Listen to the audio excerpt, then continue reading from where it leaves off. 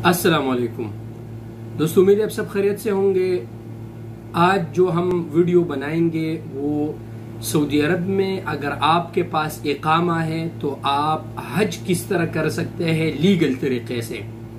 और जैसा कि आपको पता है कि कोई भी आदमी अगर सऊदी अरब में गैर कानूनी तरीके से हज करते हुए पकड़ा गया तो फिर उनके सजा क्या है, इस पर भी आज तफसील से बात करेंगे। आप दोस्तों से रिक्वेस्ट है कि आप वीडियो अव्वल से आखिर तक देखें ताकि आप दोस्त समझ सकें। और इसके अलावा अगर आप मेरे YouTube चैनल पे नए हैं तो YouTube चैनल को सब्सक्राइब करें। अगर Facebook पे आप वीडियो देख रहे हैं तो Facebook पेज को लाइक कीजिए और वीडियो को दोस्तों के साथ शेयर कीजिए। देखिए दोस्तों, सबसे पहली बात तो यह है कि सऊदी अरब में अगर आप विजिट वीजे पे हैं तो आप हज नहीं कर सकते।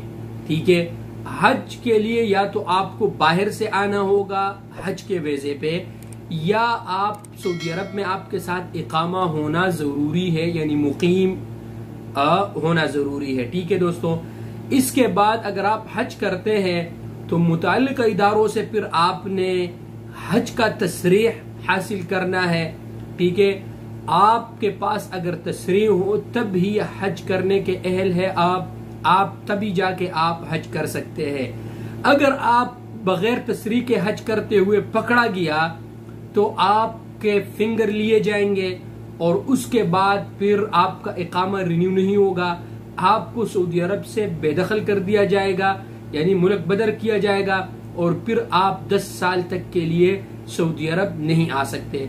अब चूंकि हमारे पाकिस्तानियों का अलमिया ये है कि उन पर हज फर्ज नहीं होता और वो गैर कानूनी तरीके से जाके फिर हज करते हैं, फिर जब उनको पकड़ा जाता है तो फिर वो यही कहते हैं कि हम कितने साल बाद आ सकते हैं। देखिए मेरे भाई, हज साहिब इस्तिताअत लोगों पर फर्ज है और आप उलमा से पूछे कि क्या मुझ पर हज फर्ज है, मेरे पास इतने माल है, मेरे पास इतने जायदाद है, क्या मुझ पर हज फर्ज है या नहीं फर्ज है।